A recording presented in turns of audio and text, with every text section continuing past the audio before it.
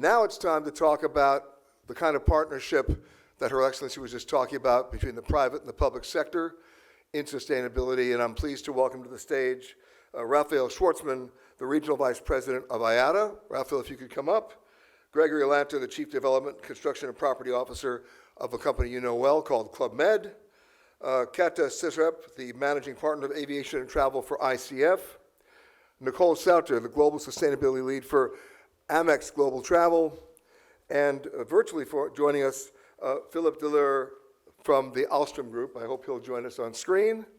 And I'll let everybody get settled for a second.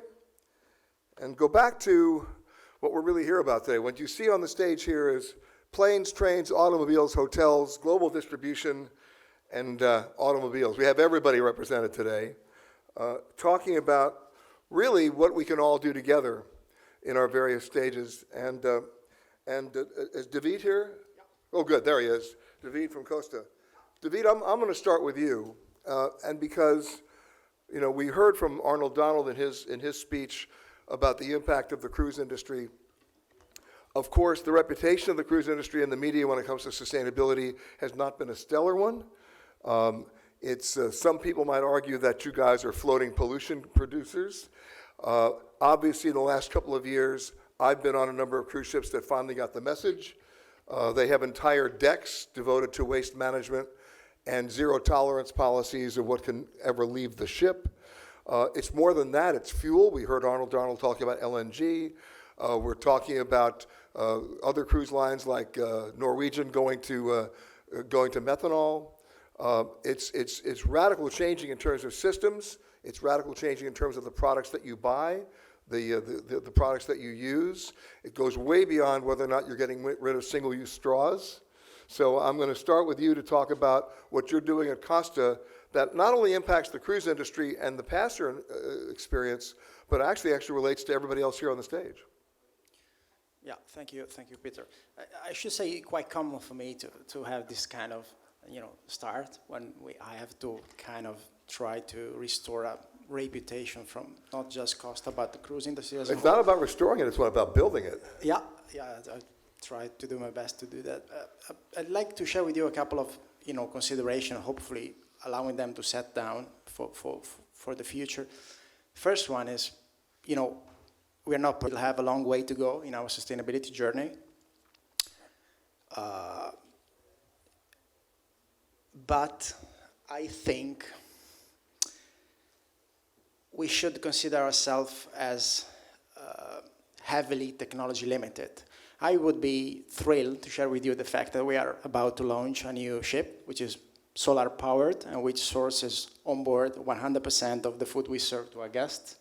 But that technology does not exist. Our industry is heavily limited by human available technology, and we are pushing hard on that. Still, I see cruise industry and Costa, of course, as part of the solution, not as part of the problem. We are, in spite of the fact that we are less than 1% of the global shipping industry, which, by the way, accounts for 2.9% of global CO2 emissions, we've been introducing, for the benefit of the whole global community, technological disruption, which will benefit not only the shipping industry as a whole, but the global community. I'll make you a couple of examples trying to be as concrete as possible. 2018, Costa introduced the world's first LNG power ships. Now, 61% of the new building capacity is powered by LNG. This means dramatically bringing down close to zero local emissions and 25% CO2 emissions. 100%, so the totality of the world cruise fleet is equipped with advanced, as you said, wastewater treatment plants. 40% of cruise fleet worldwide, 50% if we look at Costa, is equipped with shore power connection. You know what? And let me talk about shore power connection for a second, because up until about 10 years ago, if a ship came into a port, they didn't plug into anything. They kept the generators going, they kept the engines going. You see the smoke coming out of the stacks. It started actually in Alaska, where local communities passed ordinances saying you could not come into Alaska unless you literally plugged the ship in to the electric grid. and the technology was available, it was then used, and that's now not only just in Alaska, but now you guys are doing it as well. That's correct. And that's an excellent example of public-private partnership that need to be improved yet. You know, I mentioned the fact that 40% of global fleet, 50 for Costa, is equipped for that. You know how many ports worldwide are equipped for cold ironing? 29, 2%. So you see the disproportion. We do things, and in absence of public support, enabling, paving the way for us to do things.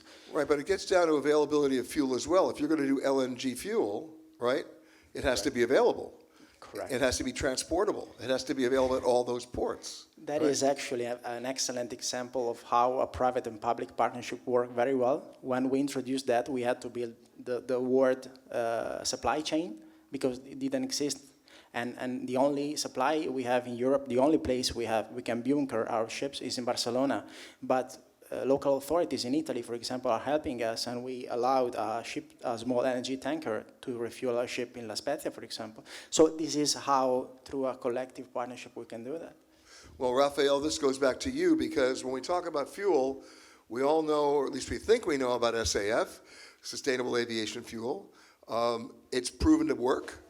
I remember, you know, it's not just about technology and efficiency, it's about availability and cost. So when I was growing up, a color TV set was $2,000. Now you can get one for $99. We know that sustainable aviation fuel works, whether it's biodegradable cooking oil or a combination. So far, they've tested it already on a number of different airlines, Virgin being one, United being another. But now we get to a point of availability, and if you don't have the availability, it becomes cost prohibitive. Yeah, correct. First of all, yes, it is just to give an example. I mean, today, sustainable aviation fuels, whatever is available is already bought, but the level of availability is 0.1%, right? Same problem. So it's a huge problem. There has been already over 450,000 flights that have already used SAF, right? Obviously in a blend. Today the mandate still is maximum 50% possible. Anyway, it costs 2 to 5 times more to use this fuel, right? So imagine it's not economically necessarily feasible for. Technically, it's provable. Efficiency in terms of economy, we're how many years away? Well, that's the other thing. Well, I just want to probably bring back what the chairman of WTTC said, which is one very important element, which we're all hoping in the industry, was the agreement was reached at ICAO on the long-term aspirational goals, right? So this is a global agreement to be able actually to, what we expect now is to have the right incentives and the right regulation to be able, and investments, to be able to achieve the production levels that are needed, which are, as we see, today we are very concerned about the accessibility of it, also knowing that by 2050, which is the aspiration to be net zero, different studies, but in general, we're talking about 65% of the offset will be through SAF, right? Unless there is a much bigger breakthrough in technology that we don't know of. All right, so let me ask you a really silly question, or maybe not. If I went on an airplane today, on any international carrier, and asked any passenger to explain to me their carbon offset, how many could actually do it? I would say maybe none. It's a very good question, actually, because we're all seeing the drive and that we all have to make an effort to become, sustainable, economically conscious and all that. Most airlines in the world today offer the ability to offset I your know CO2. they offer the ability. My question is, what about our educational responsibility to explain to the passengers, the people who are paying the bills for those tickets, what their impact is and what their impact could be? Yeah, well, in some cases there are. I agree with you. Very few people know, and very few people actually make an effort to offset that yet. Right, you got to make it relatable to their lives, right? And the question is, if they don't know, then they're part of the problem still.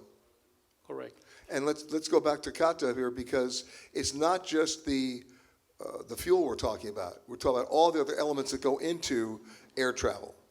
and cruise travel too.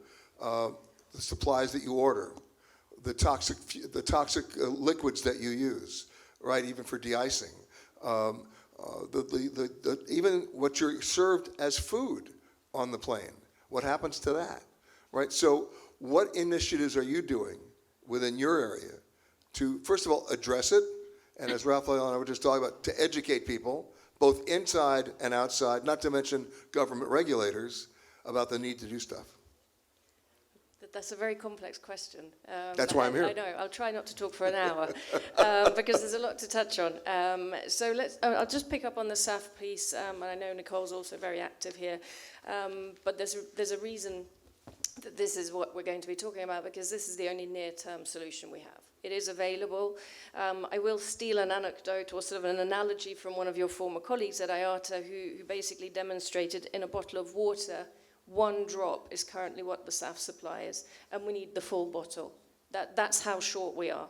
And so at ICF, certainly we're working on closing the gap, and we're doing that through policy work, through feedstock assessments, through education, and actually commercial agreements. We are helping airlines broker deals with producers, doing the matchmaking. We're helping with the communication elements, but it really does come down to the policies. So that's one piece. I absolutely Can you agree. give me one example of what you're doing? Yeah, absolutely. So we're doing impact assessments for the European Commission and other agencies. We're looking at studies in the US on the Inflation Reduction Act and its impact on the supply of SAF, how that's impacting producers, and basically help policymakers make informed decisions about what will actually have a difference. And the reason we're able to do that is to this theme of partnerships, is that we at ICF, there's about 9,000 of us, we do public sector and private sector work, and often we're the bridge in between the two, able to communicate what is the commercial reality of somebody trying to produce a fuel or buy a plane. To a policymaker. The other point that I think is really important, and this is another area where we work, is communicating this to the traveller. You're absolutely right. The uptake is abysmal. There's a low level of trust. There's a low level of understanding. If myself don't trust an airline, and I travel, I'm very active in this space, I buy my quality offsets independently rather than through the airline, then that tells you a lot about the general traveling public. So one of the areas we're working with in Europe through the environment or the European Aviation Safety Agency, EASA, is looking at how consumer-facing labels can help communicate. For example, the use of SAF. What is SAF? Can you even visualize what it looks like? What's a ton of CO2? How do you distill something that is really technical to the traveling public so they understand it, they see the importance, and they take action, which is what this is So about. what does a ton of CO2 look like? It looks like this, and that's what it's really difficult to come up with a label that resonates with consumers. So the real challenge of developing these schemes, of which many have been tried, is doing something that is technically robust in an industry that is incredibly complex. So you need chemical engineers to understand what's all going into this, to distill it to something my parents would understand. That's a real challenge of partnership when you have all these multiple stakeholders. And at the same time, this applies to you as well, you can't regulate something if you don't understand it. Right. And I think this is a fantastic theme for this conference, that many of us in our swim lanes, very expert. And I'm not a cruise expert, but since I've been talking to some people in preparation for this event, the parallels between shipping and aviation are just staggering. The challenges of infrastructure. I have nowhere to charge my plane. I have nowhere to charge my ship. In simple terms, I have nowhere to charge my car. All of the same things. I don't think the lessons are quite being shared enough. Of course, speaking of charging, we're now seeing the evolution, or the introduction, I should say, of hybrid airplanes, where that technology actually does exist now. I see a number of smaller airlines looking at it in terms of air taxi work. Of course, that adds so many other questions to the equation as to where do you park them? Where do you charge them? How does the FAA regulate air traffic at that point if everybody's flying around on a lawnmower that's powered by a battery? I mean, Rafael, what work are you doing in that regard? Because it's coming. Well, To be honest, yes, it is coming. I think some of the members of IATA already they have already, you have seen some agreements already. They've invested. Yes. And also, have already compromised to, for example, you have even cases like in Denmark where they're working towards zero emission flights based on hydrogen and SAF, but these are all what I think the focus today is, the technology that you mentioned, is all on, let's say, short-haul, flights. Very short-haul. And very restricted capacity, right? So it does address some of the issues, but overall, this is still very, technology-wise, we're still far from being able, for example, hydrogen is still very early stages, and that's why we keep talking about SAF, right? Because this is at the moment the interim transition process where we need to scale up the production urgently, I would say, right? And while the technology is catching up, the short-haul flights for small distances and small number of passengers will be available. As we know, I was not long ago in Norway. There is this agreement with Widerøe, also with Embraer, for example. Yes, they do all short-haul flights within that region, right? And that could be done very, let's say, in certain time. And we have seen many investments by many airlines in even hydrogen partnerships, right? But these are very long-term, right? We have seen recently, I don't know, Airbus and Delta working on a hydrogen plane and all that. But that's quite far ahead, and that's why we keep coming back to SAF and the need to quickly incentivize, I would say, because we keep using the word regulating, right? And we are still not catching up in production, right? So, and you mentioned something about knowing it, right? So you are regulating something that maybe, we don't know enough, right? So that is very challenging. And also we have to reflect when we talk about this production alternative, right? The fuel that we're talking about. Today we buy fuel from, about 22 producing countries, right? For SAF, we will have to have productions everywhere in the world, right? So it's a different setup, which have to think about that. Sorry, I come back to SAF again, because that is the technology. It gets back to distribution and refinery, right, Nicole? Sorry, haven't picked up a microphone. Yes, it does. It does. Comes to distribution. I suppose AMEX GBT, working with over 19,000 clients, SMEs, multinationals, we help them to manage their business travel emissions. But when we look at the statistics, we see that over 90% of their emissions actually come from air. So that is why when we talk about sustainable business travel, we talk about sustainable aviation just as much. And we know, as was just said, aviation is considered a hard-to-abate sector, so we absolutely need both public and private sector action and collaboration.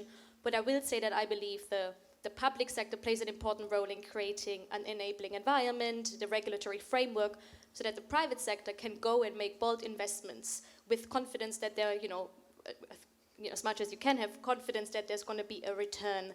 And that is where we believe, AMEX GBT, that the business travel sector has an important role in helping to scale SAF, and we have a partnership. In terms of even corporate travel policy. Yes, absolutely. Yeah, it comes into that as well, corporate travel policies. So we said earlier that, with the end consumers, the travelers, they may not yet care, realize, see, identify what carbon emissions are all about when they book their travel. But I would disagree that when you look at business travel specifically, the picture is a bit different, because corporations have increasingly ambitious emission reduction targets, and they are actively looking for decarbonization solutions such as SAF. And when they negotiate agreements in terms of their conventions, their meetings, their conferences, that's now on the table. It's part of the negotiating table about what they're going to accept from a hotel, from a resort, from a convention provider, correct? Absolutely. In the sourcing process, not just SAF, wider sustainability absolutely comes into play more and more. And so it is really important from a distributor or TMC point of view that we can connect clients with the most sustainable suppliers. So that could be in the hotel space, certified hotels, it could be EVs, you name it, or SAF for the sustainability of aviation. I relate to how I got here. How did I get to Nîmes, right? I could have flown from the United States to Paris and then flown from Paris to Montpellier. I didn't. I couldn't take the train to Paris because I was flying from New York, but I did take the train from Paris to Nîmes. And that brings up Philippe, who's right. Philippe is back there joining us virtually. we've seen in the last 2 or 3 years, whether it was in France or most recently in the Netherlands, where I was shocked to see an ad from KLM. You saw the ad basically saying, please don't fly us. I mean, that's what they were saying. On short-haul flights, please take the train. And let's face it, when you take a look at the infrastructure design in a country like the Netherlands, or in Switzerland, or in Germany, and many others, the train station's at the airport. I mean, so you can actually make connections in a much easier way. The real question that I have for Philippe is, and for all of you is, it's one thing for me to say, okay, I made the connection, I landed in Paris, and then I took the train here. But can the trains handle that volume now? Are you set up for it? Philippe. Yeah, okay. So, thank you. First, I must say that I'm very sorry not to be with you in this beautiful city of Nîmes, but thank you for giving me this opportunity to share some view. To answer your question, I think that we can really bring a consensus from all of us on the need to absolutely reduce the emission of transportation, and that there is no one solution, but the need to do that all together for each mode of transportation. But also, and that's where your point is absolutely right, we need some kind of modal shift. That means that each mode of transportation should be used for where it is most appropriate, but also taking into consideration the externalities, and especially the CO2 emission. And we know that train there is a relation between 1 to 20 for CO2 emission in relation to aviation, or 1 to 30 in relation to car, for example. So what is the answer of the rail industry for this challenge? It is to improve its solutions. And you were right that you gave this example of Paris-Nîmes by TGV. What we are doing, first, the rail industry is getting more greener. It's already green, especially because it's generally electrical. And of course, it depends on the energy mix of each country. But this also on the energy side, people know that they have to be greener. But also, for example, let's take Europe. Maybe you don't know that almost half of the lines are not electrified. And they are not going to be electrified because it's very, very, very costly. So what we are doing, we are bringing other kind of tractions, and especially we are bringing, for example, hydrogen train. We were speaking about hydrogen for aviation. In the case of train, it is already functioning. We have Alstom is some years before the other competitors. We have a hydrogen train running in Germany presently, like any other train. It works perfectly. So the technology is absolutely already managed. Also, we have battery trains, another example. So one thing is greener technology, and the other aspect is digital technology. And that's your point about the TGV. There is a need to better use the present infrastructure. And to take this example of TGV, what are we doing? We are bringing new digital technology signaling in order to reduce the time between two trains.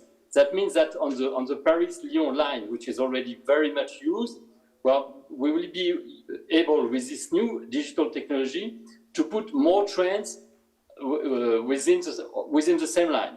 Since we are also increasing the capacity of the train, you have to think that we are going to, in the next years, without changing the infrastructure, we will bring 40% more capacity on the line.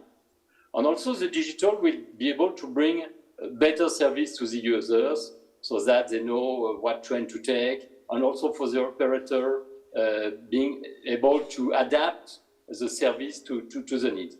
So I think that all of us, we have to improve our technologies, and that's the way for the rail industry we are going to do it. And of course, there is a need, as it has been said, for the users to be conscious of the consequence of their behaviors. Well, I will tell you, Philippe, that as opposed to Rita Marquez's plane that never arrived yesterday, My trip from the Gare de Lyon to Nîmes was on time to the minute. It was very full, by the way, because of course all the kids were on holiday, but it was on time. I speak from a perspective of the United States, where our train system is somewhat embarrassing. We don't have high-speed rail, and here we're talking about public-private partnerships. In the United States, everybody says they're for high-speed rail, but in the United States, who owns the tracks? It's the freight lines. They could care less about high-speed rail. So now you have every mayor in every city saying, we want it, and when you give them the idea of it and show them the route structure, they go, oh yeah, but it's got to stop in my town. Well, then it becomes a local. So we are, if you think we're ways away from SAF and hybrid flights, we are decades away from high-speed rail in the United States, and here in France, you are decades ahead of us. So congratulations on that, and I hope you can continue to use the alternative fuels within the existing infrastructure to make that work. What you were saying, Kata, before about labeling, I want to go back to that, about messaging, because that really applies to Club Med and everybody else, and that is this, and it's an area of cynicism, if you will. I remember, and everybody in this audience probably does as well, going back 5 or 10 years ago, you check into a hotel, and there's a little sign on your bed that says, please help us save the environment by not washing your towel. And I used to laugh because the sign was in plastic. We would reuse the sign, though. Probably something that was already quite good. That's Gregory, by the way, from Club Med. The first thing is the work that you are doing is extremely important. And that's the crucial part, because at the end of the day, we rely on transfers, on transportation for tourism to happen. And I believe that on the hospitality side, the technological step is much smaller to get to the right place. But I'm going to say a few words on where we come from. Because at the end of the day, all of this that we are doing, that you are doing, is for the good reason, which was probably at the inception of the new era of tourism 70 years ago when Club Med was created. And the motto at that time is important today, I think. The founders of Club Med were creating something that was allowing people to reconnect after the Second World War, reconnect with oneself and reconnect with the others and with people, thanks to sports and nature. And I believe that this message that it was 70 years ago is still the reason why we are all doing all these efforts, because at the end of the day, that's what tourism can bring. Now, what we have done over the last 70 years is showing that the step is not that strong. It's for how long as we can remember, in what we have done in Club Med, we have always settled down in places where we were invited by governments and by the people. We were invited because they were looking at developing their country. They were looking at bringing to their people means to have a better life. And what we could do at Club Med, because of a very specific model, was to settle down in places where nobody else could go and where there was no activity, there was no economic activity, and that's what we were bringing. And on the other side, from this very first moment, we were convinced that it cannot go without the local communities. So we started hiring locally. We started giving employment, training people, give them career, local career, global career. And thanks to this, I believe that tourism in many places has helped generations of people for having a better life. I think it has brought people together for understanding better each other, and that's what we are committed to. But now, obviously, that was 70 years ago, that's been the case for the last 70 years, and that's really not enough. So for the last 15 years, and I'm going to speak about the technological step, which I think is not that big, we've been working on how can we build sustainably, because we believe that on our side, there is so much we can do into including people and benefiting the local people. There is so much we still have to do, but there was a challenge on the building side.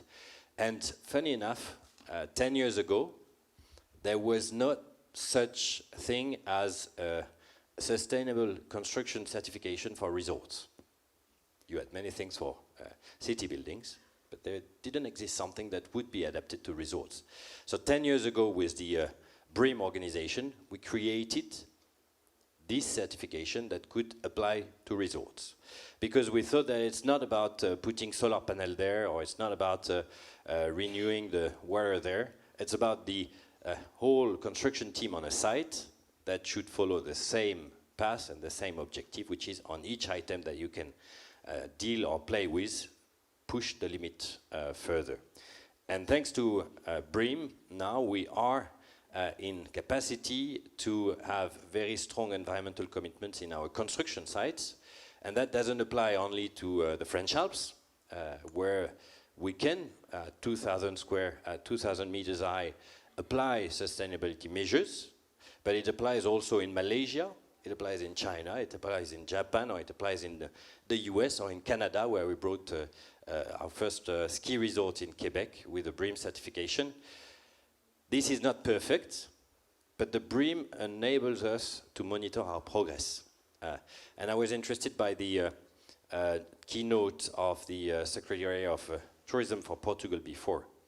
I think in the French Alps, we are the only one certifying with BREEAM our construction. Why? That's because what we build is probably the bigger items that are built. And it's because that at the end of the day, there is a cost to organizing this.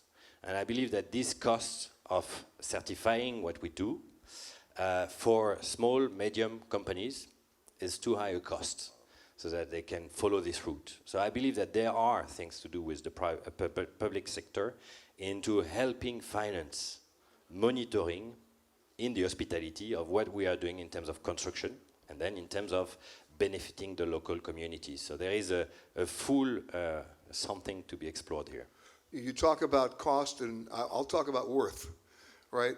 When the accountants run the asylum, everybody goes crazy. So if you can actually introduce them to the worth aspect of it as opposed to the cost aspect of it, you may be having to make some progress. One note about the plastic card on the bed, and that is you talked about inclusion. When you include your customer, your traveler, in the process, then they really appreciate the product. And I remember holding up that card in a hotel in Hawaii going, what is this? And a bellman said to me, come here, I want to show you something. And he took me downstairs into their laundry. I had never seen washing machines this big. I had never seen volume this big. And he then explained to me how many pounds of detergent and phosphates were needed to wash my towel. I was on board with one caveat, because the cynicism is, all right, you're saving all this money, where's the money going? And if you can show me that the money's going back into the community, that it's going back to the local communities, and you can connect the dots, it's a win-win for everybody. It's about following the money. You're nodding your head. Yeah, I think Gregory yourself just introduced a concept which is vital, I think, which is local community, which is people. I don't truly believe that, the largest challenge that as human being we're facing is climate change. That is for sure the most urgent, but it's not the widest. The widest is social inequalities. And the fight to climate change is growing social inequalities. And so if I try to make a trajectory in the 30 years' time, I see as all of us has a clear responsibility in generating value for people, not just for, we've been focusing a lot on technology. I mean, if I see where cruise industry and Costa in particular can be game changer, I see that in impact for people, for local communities. 1 year ago, we launched what is still a unique in the panorama of cruise industry, which is the Costa Manifesto for a value-driven, sustainable, and inclusive tourism, which defines the leadership of the company in 2050 based on the capacity of being inclusive and creating value for the people, for the local communities who hosts our ships. We are guests. I mean, when we call Marseille, when we call Barcelona, we are guests of that local communities. And that's why we are gradually opening our ship to make sure it becomes a facility to the city. Because, I don't know, for example, children from school, maybe with disabilities, can spend good time on board, can learn things, can be in contact with our environmental officer and learn. For example, every time we call a port in Italy, France, or Spain, we disembark food. We've been doing that for the last 3 years, and we'll restart that. We had to pause it due to COVID, of course. We'll restart later this year in Martinique and Guadeloupe. Every time we call a port, we overproduce food and we disembark for people in need. But then there are the communities that may not want you. There are the communities like Venice. There are the communities like Barcelona, like Dubrovnik, that are, and Bermuda, that have put on moratorium, if you will, on the number of cruise ships that can be in the port in any one day. For those people who've done cruises in the Caribbean, you have my sympathy if you're there in St. Thomas on the day that the cruise ships are there, because there are 7 of them there. It's such a tax on the infrastructure. There are not enough toilets. There's not enough anything. And the real double-edged sword here, talk about public-private partnership and working, is to convince the local authorities that this is not helping, that you have to manage it better. So then the real question becomes this: do you expense it out of proportion? So if you want to go visit the gorillas in Rwanda, that's $3,500 to go. Bhutan just reopened after 2 years, and there's a charge now if you want to visit Bhutan of $250 a day per passenger, right? Venice is putting in a charge if you want to go to St. Mark's Square, not related to the cruise ships, to anybody. Does that really solve the problem and create a sustainable environment? I don't think it does. Me neither. I think that putting taxes is always the last resort, as banning things is always the last resource we have. The best practice that we put in place, either in the Canary Islands and last week by signing the Sustainable Charter for cruise industry in Marseille in the framework of the Blue Summit, was to self-regulation and dealing with local communities, saying, well, we keep an eye on each other and we do synergic step toward a sustainable approach to tourism. Well, let's talk about the elephant in the room that was here before the pandemic. Topic A was over-tourism, right? We don't want to become another Venice. We don't want to become another Barcelona. And I was actually surprised because during the pandemic, I figured, okay, they're not going to think about that anymore. It's going to go away. It didn't go away. There are more people traveling in the last 2 months than were traveling 3 years ago. Those numbers are up, and people are not price sensitive. They're traveling at any cost. Super. And the folks in the hotel business, Greg, you know this because you're getting rates you never got before. I mean, but the question that every hotelier is asking, only from an economic perspective, is it sustainable? Can we get those numbers? When do we get to a point where we don't talk about the numbers and we talk about the impact itself? That is the question. I don't see over-tourism as a matter of numbers or quantity. I think it's a matter of quality. The reason why we had the bubble burst in Venice is because the kind of tourism that was flooding Venice, by the way, we are a tiny percentage of that, of course, because Venice has 10 million passengers a year and we are less than 10%, so we were. Is the fact that that kind of mass tourism is trying to, put everything on the same level, is not capable of acknowledging, understanding, and recognizing the identity of a local community. Either you go in Venice or Dubrovnik or Barcelona, some people are looking for the same, slice of margherita pizza. So this is what we are fighting thoroughly. And last year we launched an initiative to find and preserve and bring to the future the identities and the local traditions of every community that we visit by dealing directly with them. So sitting on the table, trying to understand what is the problem, what are the local traditions that are vital to your identity, that defines you as a community, which are jeopardized but mass tourism, and we help you doing that. Although everybody here on the podium shares one thing in common. Your business is depending on what? Growth. It's about growing the business, right? Ministers of tourism sink or swim based on what? The numbers. What's the average number of the number of visitors, the average number of stays, the days? What's the average spend? Can we? But on this, there's been a shift. For instance, in France, it's been for a while, or for a very long time, a number of tourism that was a target. The target is shifting to a value in itself and not the number, because at the end of the day we all agree that what counts as the value that you can bring. But we need to get ready because the number of tourists is not going to go down because the people that's been lucky enough to travel has been a very few minority of this planet. And there are people that are looking at us and saying, yeah, I want my share also.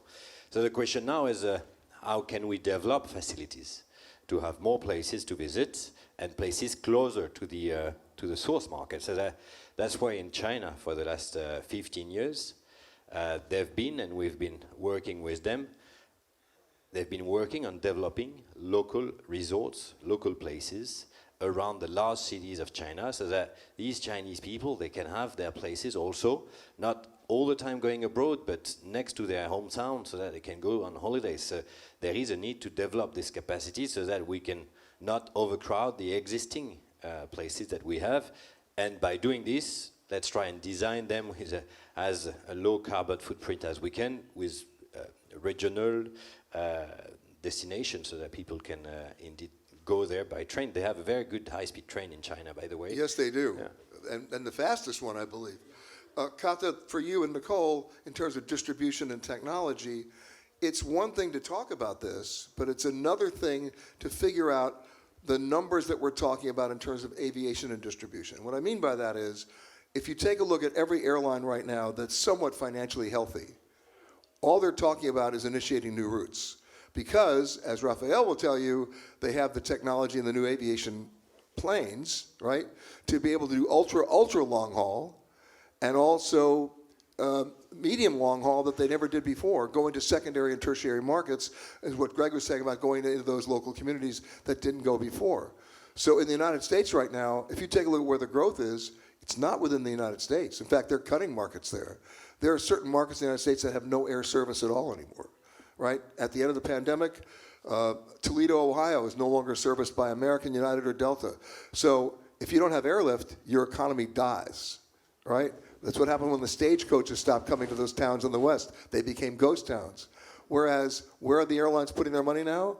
Transatlantic, Trans-Pacific again. And so United Airlines right now is the largest transatlantic carrier in the world, more than British Airways and Delta and American combined. And where are they flying? They're not just flying to London or Paris. They're flying to Tenerife, and they're flying to Dubrovnik, and they're flying to the Azores. The question that becomes is, as they're doing that, where's the regulation and where's the vision so that they can not continue a problem, but basically solve it before they get there? Again, that touches on a number of things. The two words that I heard from both of the gentlemen was value, and I think that really is what closes the loop from the over-tourism problem to the taxation problem to your regulation question. And the concept of shared value, I think, is one that helps to unlock this. So in the case of actual destinations, certainly my view is that the reason there are protests in Venice and other places is that the value accrues disproportionately. It's a market failure. And that's why the knee-jerk to that is to ramp up prices, because prices squeeze down demand. That's why it's working. In terms of your question of why are airlines flying to secondary markets, well, they're commercial operators. They're shareholders. Oh, I'm not asking why. I'm asking what are you doing to make sure that the things we're talking about on the stage today get basically implemented? Right. So, but what are we trying to implement? What we're trying to implement, what I'm hearing is sustainable development of tourism value, not numbers. And actually opening up secondary markets are by most measures more beneficial because it takes less CO2 to fly direct from a secondary city in the US to a secondary city in France, if that is truly where you want people to flow from. So actually, I don't think that's a problem per se. But that's a paradigm shift in the old hub and spoke. Absolutely, but that pendulum has been swinging for 20 years. So it's more about what, and I liked your comment about where Club Med has set up, which is where it has been invited. There are so many stakeholders involved in these decisions, and we know, I mean, my team goes to things like the World Routes Conference, where airports are falling over themselves to bid and compete for air service to a tourism destination. I mean, this is huge business. I'm sure many people in this room are involved in that. That's not a problem per se. The challenge is, are you getting the right tourists? do you have the right products that then capture the value and gets them to stick around? Okay, stop right there. Define the right tourists. Well, whoever meets your specific product, right? So your point about bringing in anybody at the lowest cost who perhaps doesn't leave the cruise ship, doesn't spend money in the museum, doesn't buy the local produce, that is not going to be adding much value to the local economy, which is why you get the pushback from the local population. Even if they may have a low-paid job, they will see that actually the environmental degradation, the stress far outweighs the opportunity to work as a low-paid waiter in the local resort. So that's what I mean about the right tourist. And I don't think there's anything wrong with price differentiation. And this race to the bottom that we've had through low-cost air travel, lowest price of everything, has a lot to answer for. And when you have people like the CEO of Ryanair saying actually prices are coming up, that's a pretty strong signal that the pendulum is swinging the other way. I remember talking to the foreign minister of Bhutan, and I said, are you pricing yourself out of the market and making yourself only available for elite travelers? Because I think we could all agree that what the jet age did back in the late 50s and early 60s, it democratized travel. It allowed the middle class to afford to go somewhere. And you know what his answer was to me? You should save up. Yeah. And that's a very fair point. At the end of the day, it's something that you will do once in a lifetime, and you're not going to come back 10 times to Venice if you have to pay for it. Coming back to the inequality issue, I think this push toward prices will further increase, will limit market access to people which simply will not afford to do that. I mean, look at India, 1 billion of people, which as prices will go up, they will be unable to travel the world. Why should they be hinder that right of traveling, of exploring? I see sensibilization, growing people awareness, making people aware of what the challenges or what the solutions are as the key of that. And I see a tremendous potential for all of us. I mean,